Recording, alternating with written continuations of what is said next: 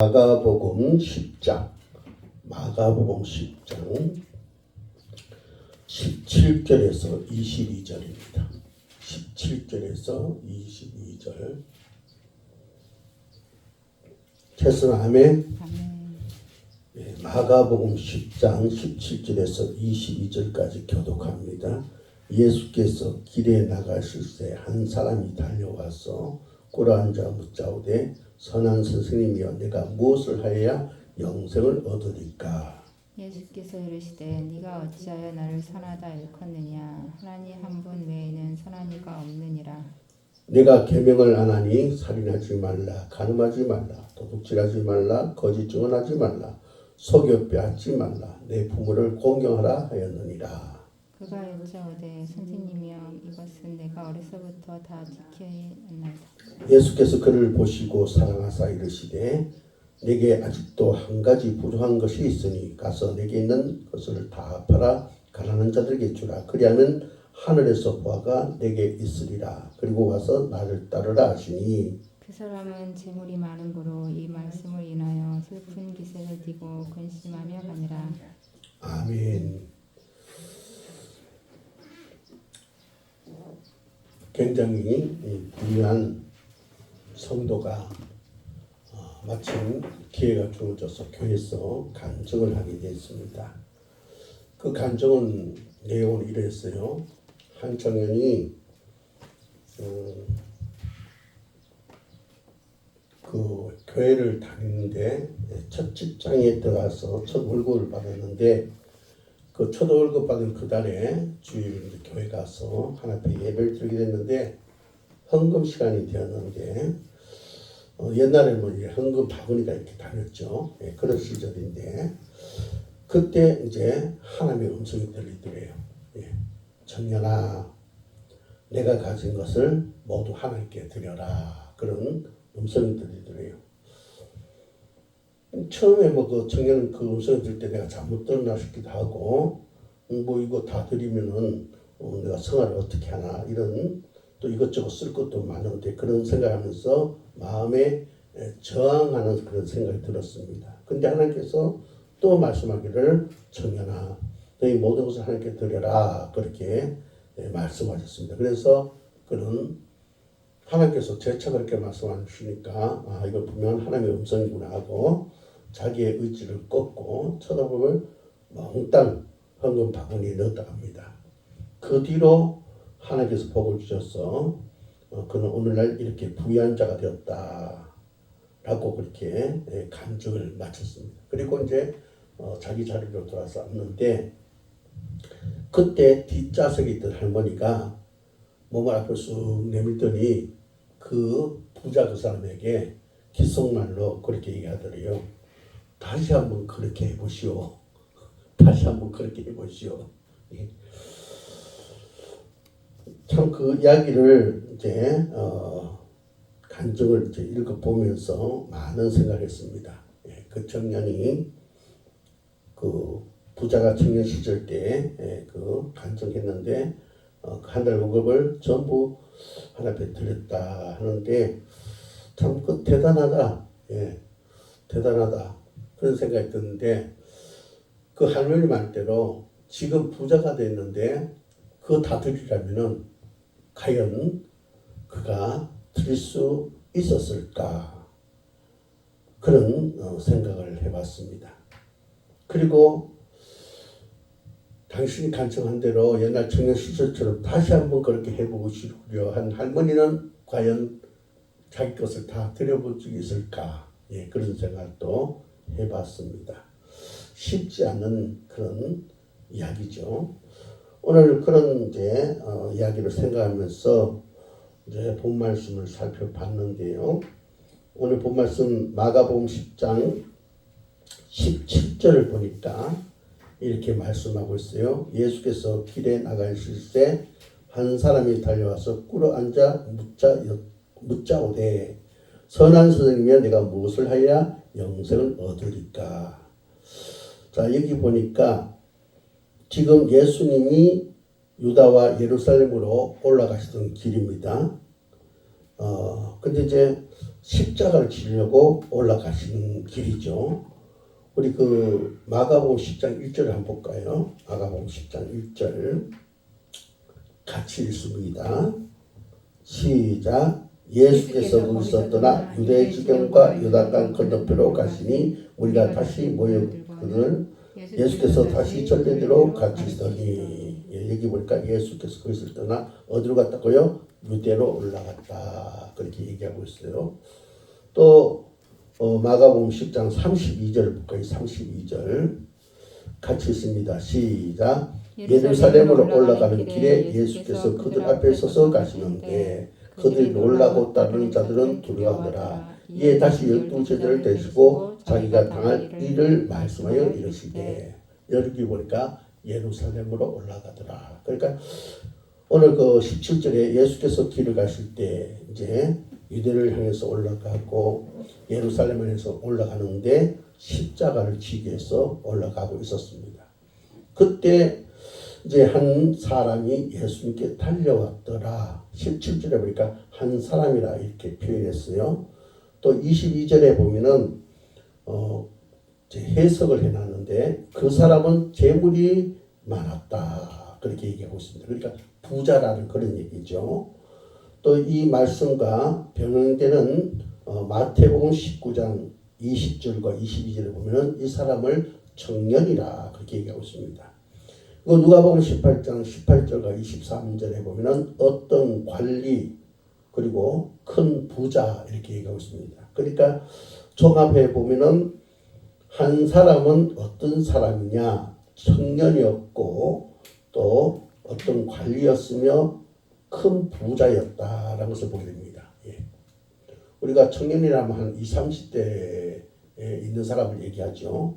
지금 20, 30대 청년이라면은 부러워할 정도로의 그런 다 가진 자였다 그렇게 볼 수 있습니다. 젊고 사회적으로도 지위도 높고 게다가 돈 많은 사람. 그러니까 아마 예수님 당시에도 부러움을 많이 사는 그런 대상이었고 장래가 촉망되는 그런 사람이지 않았냐 그런 생각입니다. 근데 이 사람이 어떻게 해요? 예수님 앞에 나와서 무릎을 꿇습니다. 참 아름답지요. 이런 사람이 예수님 앞에 무릎 꿇는 것은 결코 쉬운 일이 아닙니다. 근데 이 사람이 예수님 앞에 와서 무릎을 꿇습니다. 17절 하반절에 보니까 그가 무릎 꿇고 하는 말이 이제 질문을 합니다. 선한 선생님이여 내가 무엇을 하여야 영생을 얻으리까? 지금 이 청년의 가장 큰 문제는 뭡니까? 영생을 얻는 방법입니다. 내가 정말 젊고 가진 것도 많고 또 어느 정도 지위도 있는데 이제 영생이라는 것이 있는데 어떻게 하면 영생을 얻을 수 있을까? 그 방법이 궁금했습니다. 그래서 예수님께 나와서 내가 무엇을 하여야 영생을 얻을 수 있습니까? 그렇게 질문을 던집니다. 여러분 여기서 영생이란 말을 우리가 잠깐 생각해 봐야 되는데 이 영생은 세상 사람들이 모두가 뭐예요? 의식적으로나 무의식적으로 바라는 바입니다. 왜냐? 인생은 제한되어 있기 때문에. 누군가는 그죠? 다 죽게 돼 있단 말이죠. 언젠가는 죽게 돼 있단 말이죠. 그렇기 때문에 사람들은 죽지 않고 영원히 살기를 원하는 의식이 의식적으로나 무의식적으로 다 있다는 것입니다. 아마 이 사람도 그래서 내가 무엇을 해야 영생을 얻으리까 그렇게 질문하지 않았나 그렇게 봅니다. 그래서 우리가 세계 역사를 보면은 영생을 꿈꾸면서 이제 여러 가지 일들을 행하는 것을 보게 되는데 이집트에는 어떻습니까? 피라미드를 세우게 되죠. 영생을 하기 위해서 사람이 죽으면 어떻게 해요? 다시 살릴 수 있는 길을 열어갈 수 있도록 피라미드를 만들어서 그죠? 그 속에 사람을 또 두는 것을 보게 됩니다. 그리고 파라오의 미라를 만들었죠. 여러분 그 보면은 이렇게 사람 몸으로 된 관 있잖아요. 관. 거기에 사람을 두고 이제 다시 살아나기를 꿈꾸는 그런 일들이 있었던 걸 보게 됩니다. 그리고 중국 황제 보면은 베이징 지하에 큰 무덤이 있죠. 그 왕과 그 주변에 그죠 수종 들던 자들과 또 군사들이 있는 것을 보게 됩니다. 언젠가는 이제 다시 살아났으면 하는 그런 소망을 가지고 그렇게 한 것을 보게 됩니다. 지금은 어떻습니까? 불치병에 걸린 사람들은 조금 있는 사람들은 그래요. 예. 지금 병을 고치지 못하니까 의학이 발달하면 언제나 고쳐서 다시 살아나야 되겠다 해서 어떻게 됩니까? 그것을 원하는 사람은 냉동을 원합니다. 냉동인간 되기를 원합니다. 또 어떤 사람은 이제 수명이 다 돼서 죽으려고 할 때 숨이 딱 넘어가면은 이제 미리 이제 그것을 준비해 놨다가 죽은 사람을 빨리 심폐소생기로 호흡을 되살려서 산소 보충으로 뇌에 손상되는 것을 막고 혈액을 모두 다 제거한답니다. 그리고 온몸 기관의 손상을 막는 액체를 이제 넣은 다음에 영하 197도의 액체 지수로 급속 냉동을 시켜서 보관한다는 거예요. 예. 왜냐 다시 살아나서 살기를 원해서 그렇게 한다는 거예요. 여러분 근데 가만히 생각해 보세요. 영생, 영원히 사는 삶 이렇게 우리가 정리를 할 수 있습니다. 그런데 여러분 이 땅에서 우리가 이 몸으로 영원히 살면 좋을까? 한번 상상해 보세요. 예. 예를 들어서 우리가 영원히 산다고 해봅시다. 그죠? 이 몸으로. 그럼 어떻게 해요? 피부 탄력은 떨어지고 주름은 생기게 되고 몸은 약해지고 머리숱은 빠지게 되고 기억은 깜빡깜빡하게 되고 참 그죠? 물론 뭐 죽지 않아서 감사하긴 하겠지만은 그렇게 100살, 200살, 1000살이 산다면은 여러분 어떻게 해요? 결코 그런 영생은 좋다 할 사람이 없을 거예요. 그죠? 반대로 의식이 발달해 가지고 늙지 않고 영원히 살 길이 열렸다고 한번 가정을 해봅시다. 그래서 100년, 200년, 아니 1000년 그렇게 산다고 했을 때 예를 들어서 뭐 가장 아름다운 한 20, 30대 모습 산다 해봅시다. 예. 근데 변하지 않는 신체, 고정된 신체로 영원히 산다는 거 역시 어떻습니까? 그렇게 좋지는 않을 것 같습니다. 예. 성경에서 말하는 영생은 그런 것을 말하는 것이 아닙니다. 단순히 계속해서 사는 것을 말하는 것이 아니라 성경에서 영생이라는 것은 뭡니까? 하나님과 함께하는 생명을 가리킵니다. 예. 그래서 하나님께서 지으신 이 흙이 그죠? 이 몸이 썩지 않을 것으로, 예, 그죠? 또 변하지 않을 것으로, 그죠? 건강한 모습으로 이렇게 부활하고 거기에 하나님 영이 다시 충전되어져서 하나님의 사람으로 하나님과 영원하게 존재하는 하나님과 일치를 통해서 살아가는 그런 삶을 기독교에서 말하는 영생이다 그렇게 얘기합니다. 자, 우리가 영생을 이제 그렇게 정리했으면은 다시 본문 얘기로 들어가 보자고요. 오늘 부자가 예수를 찾아와서 질문을 뭐라고 했다고요? 내가 무엇을 해야 영생을 얻으리까? 그렇게 물었어요. 그죠? 예수는 그 청년에게 어떻게 답변하셨냐? 18절을 봅니다. 같이 있습니다. 시작. 예수께서 이르시되 내가 어찌하여 나를 선하다 했거든요. 하나님 한 분에는 선한 이가 없느니라. 자, 이 어떻게 하면 영생을 얻을 수 있습니까? 라는 질문에 예수님은 그죠? 먼저 그 대답에 있어서 먼저 그죠? 좀 그 청년의 생각을 정리를 시켜줍니다. 첫 번째 정리는 뭐냐? 호칭 정리부터 해줍니다. 예. 그 부자 청년에게 예수님께서 너가 어찌해서 나를 선한 선생이라고 하느냐? 하나님 한 분 외에는 선한 이가 없다. 그렇게 얘기합니다. 그렇죠? 여러분 이 예수님의 답변을 들어보면 조금 우리가 의아해 합니다. 왜냐? 예수님도 하나님이시잖아요. 예. 그럼 예수님도 선한 분인데 예수님께서 왜 이렇게 답변을 했냐? 그 이유는 이겁니다. 성부 하나님과 자신과를 분명하게 구별짓기 위해서.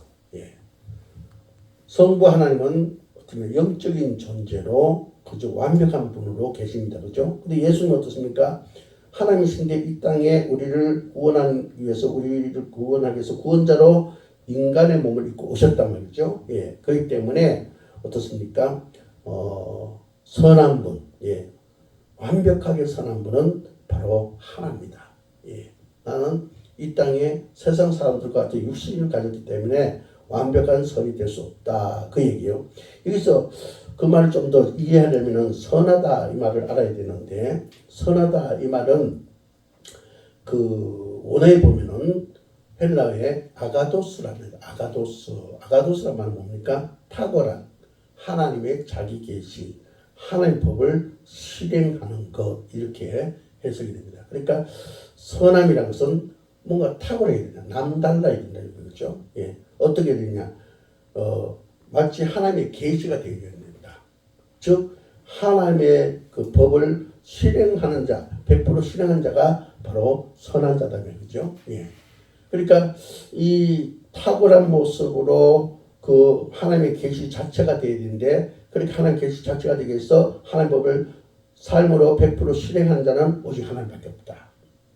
예수님이 이 땅에 육신을 입었기 때문에 예수님도 그게 미달이 된다. 영적으로는 동일하신 하나님이지만은 바로 내가 육을 입었기 때문에 하나님과 나는 구별이 되어준다. 그러므로 나를 어째서 선하다고 하느냐, 선한 서정이라 하느냐, 바로 선에 대해서 최고 권위자라고 하느냐, 가정교사라고 하느냐, 아니다 이거죠. 그러므로 호칭을 바로 잡습니다. 예. 그리고 또 이 예수님께서 이 이제 부자 청년에게 뭐라고 말하냐면 이제 그런 얘기를 합니다. 이 선함이란 것은 첫 번째로 하나님과 구별하기 위해서 하나님밖에 없다. 네, 하나님 한 분 외에는 그 누구도 선하가 없다. 그렇게 얘기하는 것은 하나님과 예수님과 그런 육신을 가졌기 때문에 구별하기 위함이고 두 번째로는 바로 진정한 선함은 오직 하나님.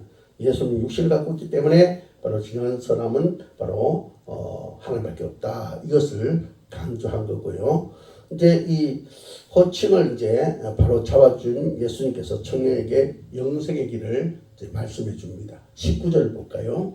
19절 같이 있습니다. 시작. 내가 계명을 안 하니 살인하지 말라, 간음하지 말라, 도둑질하지 말라, 거짓 증거하지 말라, 속여 빼앗지 말라, 내 부모를 공경하라 하였느니라.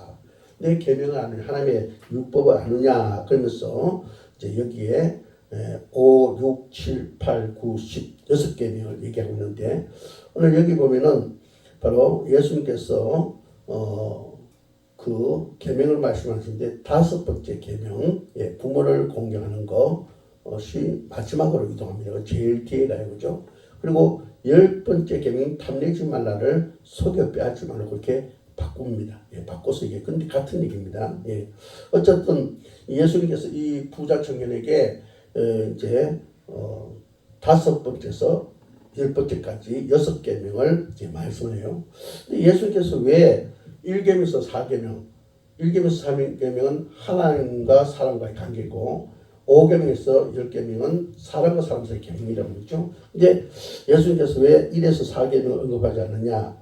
이 부자 청년은 하나님을 믿는 사람이기 때문에 1에서 4계명을 지키는 것은 당연한 것이기 때문에 질문하지 않았고 이제 그의 입에서 말한 것처럼 그가 그죠? 이제 지키는 것이 당연한 것이기 때문에 그렇게 말하지 않았고 그리고 나서 이제 사람과 사람 사이의 계명에 대해서 얘기합니다. 너가 그러면은 하나님 너가 당연히 그 지켜야 될 1계명에서 4계명을 좀 믿고 내가 질문하는데 5계명에서 10계명까지 사람과 사람 사이의 계명을 다 지켰냐 그렇게 합니다. 그러니까 이 청년이 다 지켰다 그렇게 얘기합니다. 얘기하니까 예수님께서 이제 지적을 했죠. 지적하는데 여러분 21절 봅시다. 21절 같이 있습니다. 시작. 예수께서 그를 보시고 사랑하사 이르시되 내게 아직도 한 가지 부족한 것이 있으니 가서 내게 있는 것을 다 팔아 가난한 자들에게 주라. 그리하면 하늘에서 보화가 내게 있으리라. 그리고 와서 나를 따르라 하시니. 자, 다 지켰다 20절에 그렇게 얘기하니까 예수님께서 이제 말씀하시는데 21절에 이렇게 말씀합니다. 그 한 가지 부족한 것을 얘기하는데 그 전에 예수님께서 먼저 무슨 말씀하냐면은 예수께서 그를 보시고 사랑하사 이렇게 얘기했어요. 예수께서 그를 보시고 사랑하사. 예수님께서 이 젊은 청년을 보니까 세상적으로 잘 나간데도 불구하고 영생에 대한 것에 관심 있고 그것을 고민하고 또 그 문제 때문에 이제 자신 앞에 찾아오신 것을 보고 예수님 그런 마음 가진 거예요. 진짜 이 청년이 영생 문제를 해결받았으면 좋겠다. 진정으로 사랑한 마음으로 이제 정말 이 영생의 방법을 알아서 그 방법대로 살아서 이제 그가 영생을 얻기를 바라는 그런 마음을 바로 가졌다는 것입니다. 그래서 그 본말씀 20절에 보니까 예수께서 그를 보시고 사랑하사, 예, 그런 마음을 가지고 그를 바라보면서 뭐라고 얘기했다고요? 내가 아직도 한 가지 부족한 것이 있으니 가서 내게 있는 것을 다 팔아 가난한 자들에게 주라. 그러면 하늘에서 보아가 내게 있으리라. 그리고 와서 나를 따르라 하시니. 자, 여기 보니까 예수님께서 이 청년에게, 부자 청년에게 부족한 것 하나 채우기 위해서 네 가지를 명령합니다. 몇 가지요? 네 가지를 명령합니다. 그 뭐냐? 첫 번째로 가라. 두 번째로 있는 것을 다 팔아라. 세 번째로 가난한 자들에게 주라. 네 번째로 예수님을 따르라. 이렇게 얘기합니다. 그러니까 예수님은요, 이 청년의 그 중심을 벌써 깨뜨려 본 거예요. 아, 이 청년이 참 훌륭하구나. 영생에 대한 갈급함도 있구나. 라는 사실을 깨뜨려 보시고, 그러나 그 청년이 뭡니까? 지금 그 속에 뭔가 문제가 하나 있는데, 그 뭐냐? 물질의 문제가 있죠. 물질의 문제. 예. 물질에 대해서 이 청년은 어떻습니까? 노예가 되어 있구나. 물질의 지배 속에 있구나. 라는 것을 아시고, 예수님께서 그 사탄이 물질을 통해서 그 청년을, 부자 청년을 붙들고 있는 것을 아시고 말합니다. 내게 있는 거 다 너는 가서, 너 집에 가서 내게 있는 거 다 팔아가지고 가난한 자에게 주고, 그리고 오면은 하늘에서 보아가 내게 있으리라. 그리고 나를 따르라. 그렇게 이제 얘기하는 거예요. 예수님께서 바로 깨뜨려 봤습니다. 그 청년이 어떻게 반응합니까? 22절을 봅시다. 22절 같이 읽습니다. 시작. 그 사람은 재물이 많으므로 이 말씀을 인하여 슬픈 기색을 띠고 근심하며 가니라. 예. 예수님 정확하죠. 예. 이 청년은 돈에 물질에 붙잡혀 있었습니다. 그래서 그 말씀에 순종하지 못하고 영생을 얻고 싶은데 그것은 그저 내놓지 못하고 그래서 근심하면서 돌아갔더라. 그렇게 말씀하고 있습니다. 여러분, 오늘 저는 이 말씀을 가지고 오늘 설교 제목처럼 나는 어떤 삶으로 기억될까라는 생각, 그것에 대해서 한번 말씀을 나누고자 합니다. 아마 이 청년은 예수님에게 어떻게 기억됐을까? 아마 그랬을 것 같아요. 제가 상상해 볼 때, 아, 참 좋은 청년이었는데, 참 내가 사랑하는 청년인데, 참 영생을 소유하는 청년이 되었으면 좋을 건데, 그렇지만 그가 근심하고 그냥 그것을 실행하지 못하고 돌아가니까 예수님은 굉장히 참 안타깝게 그를 생각하지 않았나 그런 생각합니다. 물질을 버리지 못하구나 이렇게 기억되지 않았나 그런 생각합니다. 여러분, 오늘 이 말씀을 통해서 오늘 우리가 우리 자신을 한번 보자 이거예요. 내가 예수님 앞에 섰을 때 나는 어떻게 기억되어지겠냐 이 말이에요. 예. 저와 여러분이 정말 우리는 이 부분을 깊이 생각해 봐야 됩니다. 아, 아직도 세상 오락에 붙잡혀 있어서 그것 때문에 영생을 취하지 못하는 그런 우리 모습으로 우리 주님께 우리가 기억되어 있지는 않는지, 아니면 이 부자 청년들은 그저 돈 하면서 그죠? 거기에 매여서 주님 앞에 나가지 못하고 있지는 않는지, 또 우리가 그죠? 그 외 여러 가지 인간의 욕망, 욕망에 사로잡혀서 거기에 매여서 우리가 그죠? 영생길을 나가지 못하고 있지는 않는가. 오늘 우리가 그것을 생각하면서 주님이 우리를 기억하실 때 너는 이런 것 때문에 영생에 들어가지 못하구나. 참 안타깝다. 그렇게 기억되지는 그런 우리가 되어서는 안 될 줄 믿습니다. 우리가 그래요. 영적인 그죠? 훈련을 받으려면 그죠? 몸도 그죠? 우리가 그죠? 약하기 때문에 우리는 그죠? 쉽게 지칩니다. 그죠? 그래서 피곤해져요. 그죠? 그러니까 우리가 영시기도 하는데 영시기도 없습니다. 막 우리가 뭐 직장 다니고 생활 속에서 여러 가지 바쁜 일을 하다 보니까 영시기도는 피곤해요. 저도 피곤할 때가 있어요. 쉬고 싶습니다. 그렇죠? 그래서 우리가 그 육신을 이기지 못해서 기도하지 못하면 어떻게 됩니까? 너는 참 영시기도를 했으면 좋겠는데 참 안타깝다. 이렇게 주님께 우리가 기억돼서는 안 된다는 거예요. 너가 힘듦에도 불구하고 너가 정말 육신과 싸워서 너를 이끌어서 나와서 내 앞에 구하는구나. 참으로 훌륭하다. 참으로 너가 영생을 얻을 수 있겠다. 이렇게 그죠? 우리 주님 보실 때 우리가 그렇게 기억되어지는 그런 자가 되어야 될 줄 믿습니다. 여러분, 우리가 보면요, 오늘 본문 말씀이 우리에게 충격적으로 다가와야 됩니다. 이 청년은 물질 하나 때문에 영생을 그저 얻을 수 있는 길을 다 이제 열어가며 그 물질한 문제 하나 때문에 바로 영생에 들어가는 길을 가지 못하게 됐다는 거예요. 예. 안타깝지 않습니까?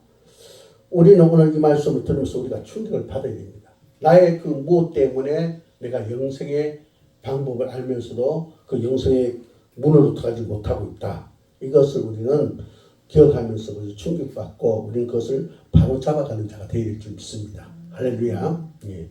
여러분 초대교회는요. 예수 믿는 것은 자신의 것을 포기하고 예수를 따르는 것이었습니다. 하지만 현대교회는 어떻습니까? 예수로부터 무언가를 얻어내려는 그런 문화로 바뀌고 있어요. 뭔가 이 잘못되어져 있다는 것입니다. 그래서 그저 교회 와서 그저 예수님께 나 이것 주세요, 저것 주세요, 이 문제 해결해 주세요, 저 문제 해결해 주세요, 내 병 고쳐 주세요. 달라고만 합니다. 예. 우리는 교회라는 것은 그죠? 주님 앞에 요구하는 것이 아니라 주님께서 요구하는 것을 우리가 드리는 겁니다. 예. 예. 우리가 이것을 잘 알아야 돼요. 그래서 우리는 예수 믿는 것은 자신의 것을 포기하고 어떻게요? 예수를 따르는 것이다. 한 사실을 알고 우리는 그죠? 나의 그죠? 그 좀 쉬었으면 하는 것, 또 나의 어떤 물질 욕심, 나의 종교적인 거, 그죠? 나의 그죠? 고치지 못한 습관, 예. 나의 속에 악한 거, 무지한 거, 그죠? 이거 우리는 그죠? 다 그죠? 내려놓고 하나님 것으로 바꾸는 자가 되길 줄 믿습니다. 예. 오늘 이 말씀을 통해서 우리는 그것을 깨달으면서 우리가 주님께서 지적하는 것 그 한 가지 해결하지 못해서 버리지 못해서 쩔쩔매는 우리가 되서는 안 될 줄 믿습니다. 아멘하고 우리는 주님을 따라가는 자가 되어야 될 줄 믿습니다. 예. 그래서 우리가 우리의 경건한 모습을 만들어가는 자가 되어야 됩니다. 수도사의 아버지인 안토니우스라는 사람의 이야기가 있습니다. 이 안토니우스가 하나님 앞에 예배를 드리러 교회 가서 이제 예배 드리는데 어느 날 이 마태복음 19장 21절 말씀을 듣게 되었어요. 마태복음 19장 21절 예수께서 이르시되 내가 온전하고자 할진대 가서 내 소유를 팔아 가난한 자들에게 주라. 그리하면 하늘에서 보화가 내게 있으리라. 그리고 와서 나를 따르라 하시니 예, 마가복음에 있는 병행될 말씀 마태복음 19장 21절 말씀 딱 들었습니다. 그 말씀을 듣고 이 안토니오스는 어떻게 했냐. 집에 가서 자기 있는 24만 4,800평의 땅을 다 팔아서 이웃에게 나눠주고 교회와 수도원에 기부를 했다고 합니다. 그리고 자신은 이제 사막 깊숙이 들어가서 주님을 따르는 생활을 했답니다. 그래서 그는 105세에 하나님의 부름을 받았는데 그는 교회에서 엄청난 영적인 사역을 하는 자가 되었다고 합니다. 참 훌륭하지 않습니까? 또 한 사람 제가 소개하고자 합니다. 이수정 집사. 예. 이 사람은 제가 어떤 그 자료에서 보니까 사랑의 교회 옥하는 목사님이 방송에 나와서 이제 이야기를 하시는데 당신에게 가장 기억에 남는 성도라는 제목으로 이제 얘기를 하는데 그 옥하는 목사님이 목회하는 가운데 가장 기억에 남는 성도 이수정 집사 얘기를 하신 거예요. 예, 그 내용을 보니까 어떤 내용이냐면은 이 옥하는 목사님 처음에 교회를 이제 개척했을 때 강남에 개척하셨는데 은평교회라는 이름으로 이제 개척하셨어요.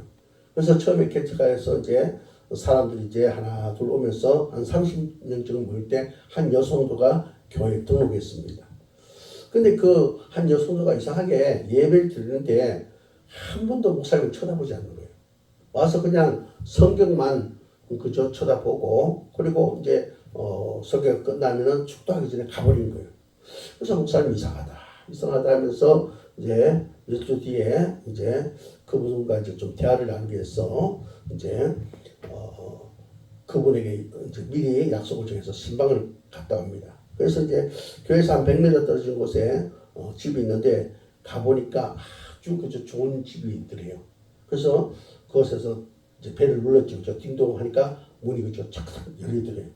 그래서 안으로 들어가니까 현관문에 그 이수정 집사가 나와서 기다리고 있더래요. 그래서 이제 그 이수정 집사를 만나서 이제 만족을 받는데 가만히 그 현관에서 이야기를 들어보니까 그 이수정 집사가 그 집이 자기 집이 아닌 거예요. 주인은 교수 부부인데 학교가 없고 자신만 혼자 있는데 자신은 그 집에 이제 식모 요즘은 가사 도우미를 하는데 옛날에 식모라고 했죠, 그죠? 식모로서 거기서 살고 있는 거예요. 그러니까 주인 없는 집에 뭐 이렇게 들어가서 이제 뭐 그렇게 이야기하기 좀 그렇고 해서 현관문에 이제 앞에 계단 있는데 둘이 쪼그려 앉아서 이제 서로 이렇게 대화를 나눴답니다. 근데 그분이 신방을 통해서 이야기를 들었는데 굉장히 충격적이었다고 해요. 그 이수정 집사가 하는 얘기가 어떤 얘기냐면은 초등학교 때 부모가 이혼하고 버려졌대요. 그래서 이제 버려서 이제 홀로 그저 이리저리 그저 정정건강하면서 살다가 후에 식모살이 하면서 이제 불구 남편을 만났고 결혼했는데 시어머니가 혹독한 시집살이를 시켜서 견디다가 결국에는 그죠 그 집에서 쫓겨나고 매 맞고 쫓겨나서 다시 그죠 이제 자기가 혼자 살될 입장에서 그분이 그런 생각돼요. 나는 왜 이렇게 불행한 인생을 사는가? 나는 정말로 불구와도 살 자격이 없나 하면서 절망적인 생각을 하고 양제물을 마시고 자살을 기대했다는 것입니다. 근데 다행히 죽지 않고 이제 병원에 옮겨졌는데 식도가 타버려서 병원에서 수술을 받았는데 얼마 남지 않은 식도와 위를 억지로 당겨서 연결했다는 겁니다. 그래서 목소리가 늘 새소리가 나고 음식은 죽이나 부드러운 음식만 먹어야 하는 그런 이제 상황 속에 이제 놓이게 됐대요. 그렇게 이제 그 사고 이후 15년을 남의 집에 정진 근무하다가 이제 지금 이 집에 교수님에게 식모살이를 하게 되었다는 거예요. 그렇게 그는 하루하루를 힘들게 살아가고 있는데 하루는 그가 설거지 하다가 우연히 극동방송을 켰는데 예수님은 당신을 사랑하십니다 라는 그런 얘기가 나오면서 설교 말씀이 나오는데 그걸 듣는 순간 성경 체험을 한 거예요.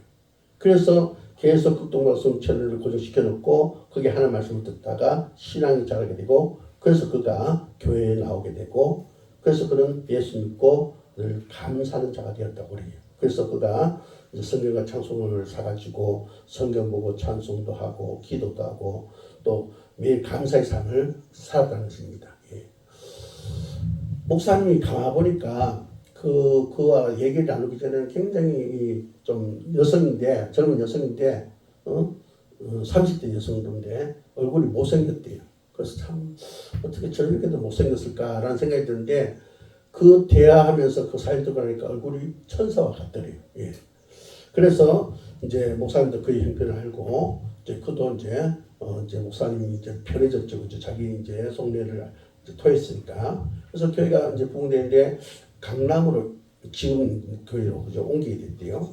옮겨서 이제 교회가 진행될 때 강남에 오니까 강남에 내놓으라는 사람이 다 나오니까 기존에 개척할 때 있던 성도들이 우리는 목사님 좋은데 격이 안 맞다. 우리 여기 적응할 수 없다. 이래서 다 떠나가는데 바로 이수정 집사는 기죽지 않고 떠나지 않고 남아서 이제 헌금위원도 하고 안내위원도 하고 열심히 이제 섬겼다고 합니다. 그래서 교회가 이제 성장해서 건축하게 되는데 이수정 집사가 식무살이 하면서 모은 전 재산 1980년대에 100만 원을 바로 드렸다고 합니다.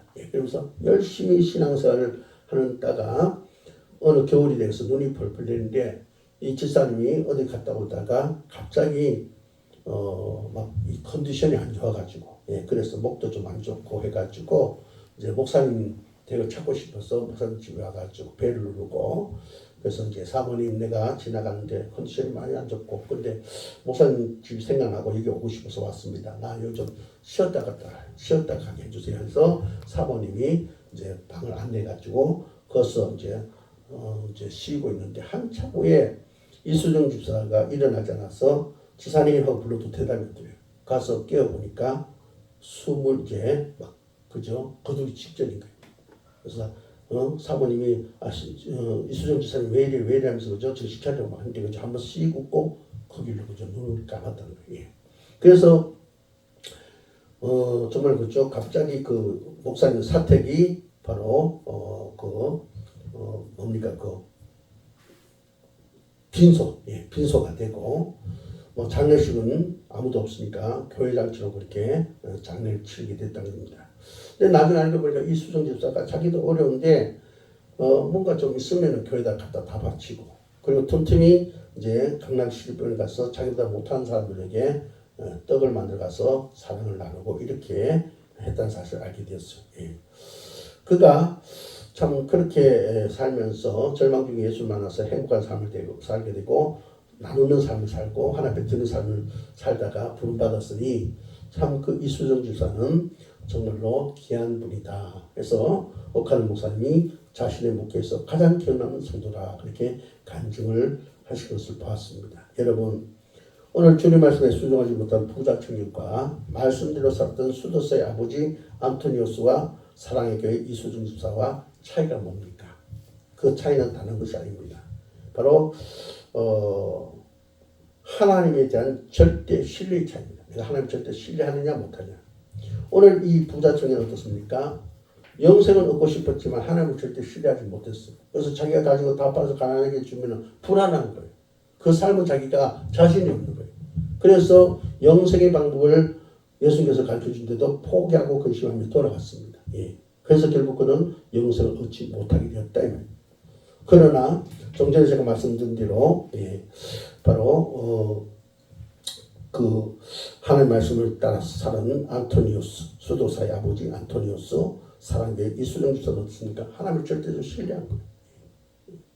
내 환경이 불행하고 힘들고 어렵지만은 내가 하나님을 의지하면 난 행복해질 수 있다. 이수정 집사, 그죠? 그렇게 되어졌습니다. 그래서 그는 하나님의 들기를 기뻐했습니다. 이웃과 나누기를 행복했습니다. 수도사의 아버지 안토니우스는 어떻습니까? 가진 것이 많은데 그러나 어떻습니까? 하나님께서 드리라 하니 24만 4,800평의 바로 땅을 다 팔아서 이웃에게 주고 교회와 수도원에 기부를 했습니다. 그리고 자신은 사막 깊숙이 들어가서 이제 주님 따른 생활을 하는데 하나님께서 그에게 영성을 주어가지고 그는 굉장히 이 교계에 큰 그저 영향을 끼칠 그런 영성의 삶을 사다가 105세에 하나님께 부름 받았습니다. 우리 주님께서 보실 때 이수정 집사나 수도사의 아버지 안토니우스는 아름답게 기억되지 않겠습니까? 오늘 우리들은 주님 앞에 어떻게 기억되어 줄 것인가? 예. 저나 여러분이 한번 생각해 보자고요. 예. 임동선 목사, 홍화선 사모, 오영 집사 했을 때 그래. 그들은 내가 잊을 수 없는 나의 자녀들이야. 살아생전에 그들은 남다르게 내 앞에서 믿음을 보였어. 그렇게 기억될 줄 것이냐? 아니면 그들은 참 불쌍하다. 한 가지 부족한 거. 그거 내려놓지 못해서 그들은 영생을 얻지 못했다. 참 안타깝다. 참 훌륭한 사람이었는데, 참 착한 사람이었는데 그 한 가지 때문에 영생을 얻지 못해서 너무 마음이 아프다. 그렇게 기억되고 사람으로 우리가 살아가고 있지 않는가. 우리 생각해 보면서 우리는 하나님 앞에 좋은 모습으로 하나님께서 그 추구하기에 기뻐하시는 모습으로 기억되는 자가 될 수 있기를 주의 이름으로 축복합니다. 꼭 그렇게 됩시다. 기도하겠습니다. 하나님 감사합니다.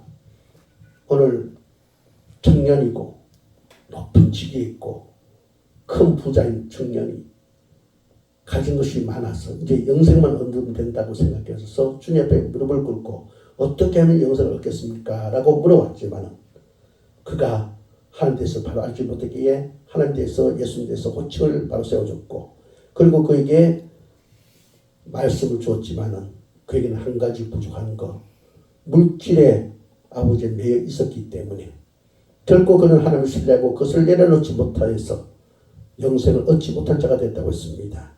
주님 앞에는 씁쓸한 사람으로 기억되어짐을 봅니다. 오늘 우리들이 그러한 자가 되지 않도록 도와주옵소서. 주님께서 우리를 기억하실 때 기뻐할 수 있는 죄들 되게 하시고 칭찬받을 수 있는 죄들 되게 하시고 모델이 될 수 있는 죄들 될 수 있도록 도와주시옵소서. 예수 이름으로 간절히 기도합니다. 아멘.